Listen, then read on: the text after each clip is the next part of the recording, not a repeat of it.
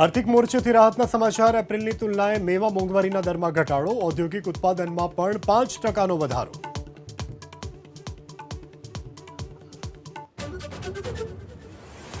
સુરેન્દ્રનગરના ચોટીલા પંથકમાં ધોધમાર વરસાદ. શાપર, ઢેઢુકી સહિતના વિસ્તારમાં દિવસભર અસહ્ય ગરમી. બફારા વચ્ચે વરસાદ વરસતા વાતાવરણમાં ઠંડક.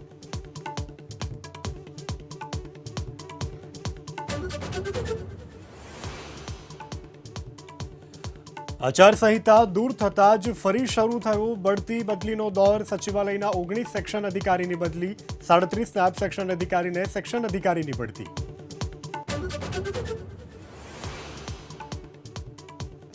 ફરી એકવાર સ્માર્ટ મીટરનો વિરોધ શરૂ થયો. ગોધરામાં કેટલાક ગ્રાહકોને 1 લાખથી વધુના બિલ ફટકારાતા વિફર્યા લોકો. સ્માર્ટ મીટરના રથાને જૂના મીટર આપવા કરી રજૂઆત.